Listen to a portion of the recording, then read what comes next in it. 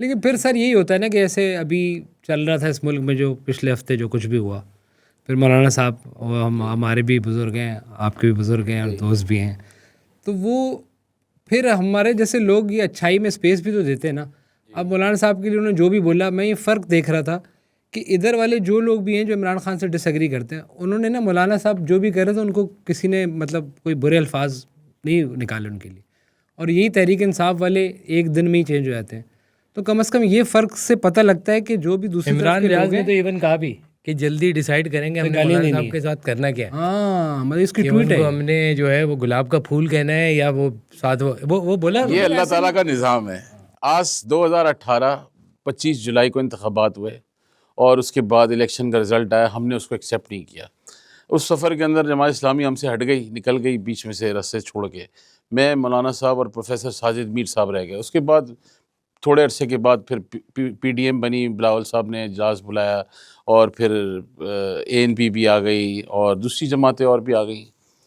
تو قدرت کا نظام ہے، جب ہم اس وقت چلتے تھے تو یہ گالیاں نکالتے تھے، ہمیں آوازیں کستے تھے. اچھا میں تو خیر پھر بھی ہر جگہ میں موجود ہوتا، بیٹھتا تھا جا کے، تو میرے ساتھ بھی کرتے تھے. مولانا صاحب کے لیے آوازیں نکالتے تھے. ان کا چیئرمین خود، ایک دیکھیں نا آپ کنٹرڈکشن دیکھیں آپ، یہ اس کا اسلام سے کوئی تعلق نہیں ہے، یہ مولوی کہلانے کے قابل نہیں ہے، اس کا مسلمان ہونے سے کوئی تعلق نہیں ہے، یہ اور مغلظات جو اس کی زبان میں آتے تھے.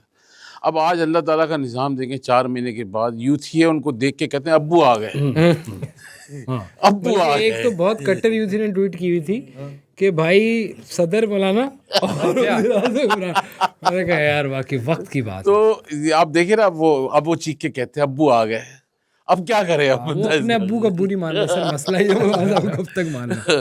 تو بس اب یہ پہلے لوگ کہتے تھے کہ جوڑے آسمانوں میں بنتے ہیں، یہ پہلا جوڑا ہے جو آستانے میں بنا ہے. یہ بھی خیال کریے گا آپ. تو سر کیا ابھی آپ کے خیال میں کیا آپ معاملات کیا دیکھ رہے ہیں، یہ یوں ہی معاملات چلتا رہے گا یا کوئی کامیڈی آئے گی بیچ میں؟ میرے خیال سے دیکھیں، سب سے پہلے تو ہمیں ایک چیز پہ بڑا کنڈیم کرنا چاہیے کہ ہمارا کے پی کے کا جو چیف منسٹر ہیں، انہوں نے بڑی نان سیریس ایک ایکٹیویٹی کی ہے، اور which is very big question mark. مجھے یہ نہیں معلوم ہے کہ فورن منسٹر نے، پرائم منسٹر نے، پریزیڈنٹ آصف علی زرداری نے یا آرمی چیف نے اب تک ایکشن کیوں نہیں لیا. دیکھیں، پہلے جب وہ تقریریں تھیں وہ لوگوں کو ٹگر کرنے کے لیے تھیں، جیسے کہ صوبہ الگ کر دیا جائے اور صوبائیت پھیلائی جائے اور ایک آپ پاکستان سے لا تعلق ہی کریں.